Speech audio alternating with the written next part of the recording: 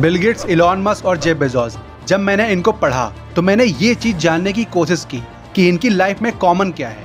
तो जब मैंने डिटेल में पढ़ा तो ये जाना कि कुछ हैबिट्स हैं जो इनकी लाइफ में कॉमन है और उन्हीं हैबिट्स की वजह से आज ये वर्ल्ड के रिचेस्ट मैन हैं। दोस्तों, कुछ हैबिट्स हमारे लिए ब्लेसिंग का काम करती हैं। इस दुनिया में जितने भी सक्सेसफुल लोग हैं वो सिर्फ अपनी हैबिट्स की वजह से हैं।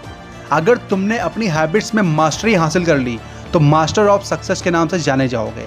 अगर आप बहुत बुरी कंडीशन से गुजर रहे हो तो आपको घबराने की ज़रूरत नहीं है, बस थोड़ी देर बैठकर ये सोचने की ज़रूरत है how to change my condition. जब ये सोचोगे तब तुम्हें उत्तर मिलेगा, और अगर बैठकर सिर्फ अपने आप को कोसते रहोगे तो कुछ नहीं होने वाला। इसीलिए हमेशा सोल्यूशन पर फोकस करो, हमेशा विनर रहोगे। और आज मैं आपको कुछ हैबिट्स बताऊंगा जो आपके लिए ब्लेसिंग का काम करेंगी। अगर तुम केवल 21 डेज तक इन हैबिट्स को फॉलो करोगे तो तुम 90% लोगों से आगे निकल जाओगे। तो चलिए वीडियो को शुरू करते हैं। First habit of getting up early in the morning. क्या सुबह जल्दी उठना? बस यही काम सबसे कठिन लगता है मुझे, ये ना हो पाए। अधिकतर लोग सुबह जल्दी उठने के बारे में सुनते ही यही महसूस करते हैं, लेकिन सुबह जल्दी उठना एक ऐसी हैबिट है जिसके बारे में आपने अपने बचपन में सुना होगा, लेकिन बहुत ही कम लोग ऐसे होते हैं जो इस बेहतरीन आदत को अपने जीवन का एक हिस्सा बनाते हैं। सुबह जल्दी उठना अच्छा है, लेकिन कितने बजे, इससे क्या फ़ायदा होता है, आइए जानते हैं। कोई कहता है कि सुबह 4 बजे उठ जाना चाहिए, तो कोई कहता है कि 5 बजे। लेकिन हमारे लिए सही क्या है, यह प्रत्येक व्यक्ति के लिए अलग अलग रूप से सही हो सकता है। यदि आप 2 बातों का ध्यान रखेंगे तो आप निर्णय ले पाएंगे कि आपको कितने बजे जागना है। पहली बात यह कि सुबह उठने के बाद और अपने कार्य पर जाने से पहले आपको 1 से 2 घंटा खुद के लिए मिल सके, जिसमें आप कुछ ऐसा कर सकें जो आपके लिए हेल्दी और प्रोडक्टिव हो। दूसरी बात, कोई भी मौसम हो, चाहे गर्मी हो ठंड हो, आपको सूर्योदय से कम 30 मिनट पहले उठ जाना चाहिए।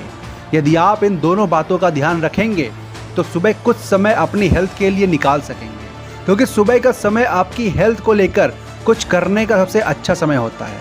साथ ही कुछ समय आप अपने उस कार्य के लिए दे सकते हैं जिसके लिए आप चाहते हैं कि वह कार्य कम समय में ज़्यादा हो सके, क्योंकि सुबह शांति में किया गया 1 घंटे का कार्य बाकी दिन किए गए 3 घंटे के बराबर माना जाता है, जिससे आपकी वर्किंग प्रोडक्टिविटी बढ़ जाती है और आप सफलता की ओर सही दिशा में चलने लगते हैं। Second habit of regular exercise और योगा इन द मॉर्निंग। अरे ये क्या, रोज सुबह कसरत करना, वो भी सुबह जल्दी उठकर?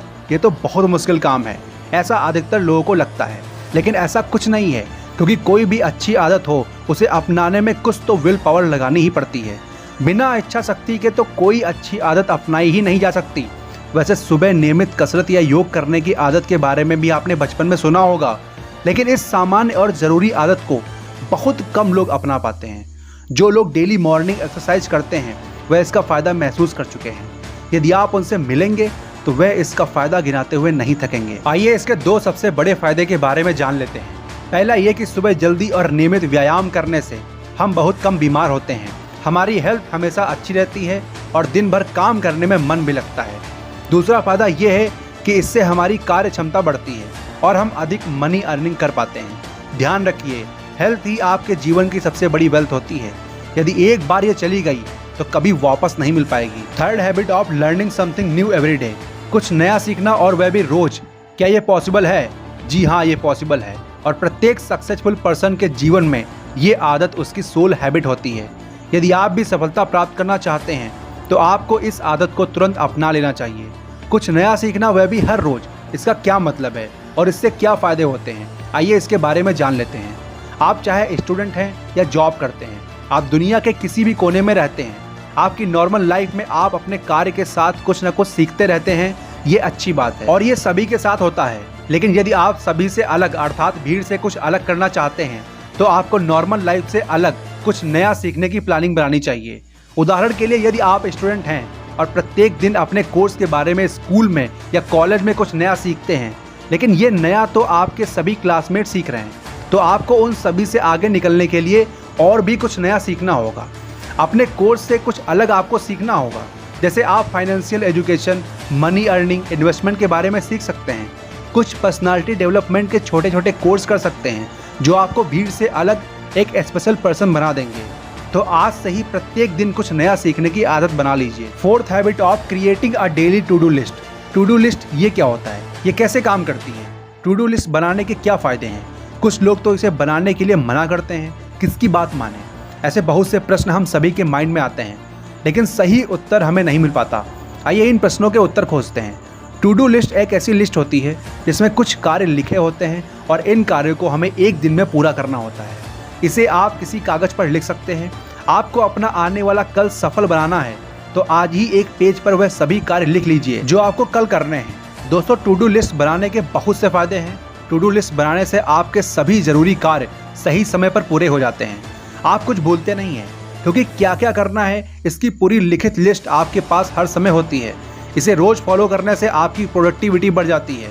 आप अपने समय का सही उपयोग कर पाते हैं। आपका समय फालतू वेस्ट नहीं होता और आप कार्य समय पर पूरा ना हो पाने की वजह से होने वाली टेंशन या स्ट्रेस से बचे रहते हैं और आपको अच्छा फील होता है। Fifth habit of busy with productive और इम्पॉर्टेंट टास्क। क्या हमेशा बिजी रहने की आदत?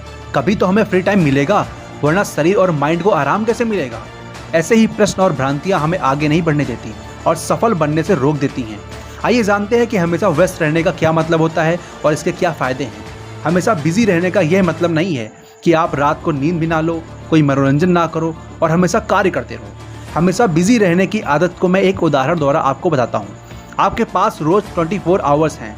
यदि आप 6 घंटे सोते हैं, 8 घंटे अपना ऑफिस का काम करते हैं, 1 घंटा ट्रैवलिंग में, 1 घंटा डेली नीड्स में और 4 घंटे किसी और ज़रूरी कार्य में जो हर व्यक्ति के लिए अलग अलग हो सकते हैं वो करते हैं, अब आपके पास 4 घंटे फ्री बचते हैं। यही 4 घंटे को एक समझदार व्यक्ति सही यूज करता है, जबकि कोई नॉर्मल पर्सन इन्हें ऐसे ही बेकार के कामों में बिता देता है।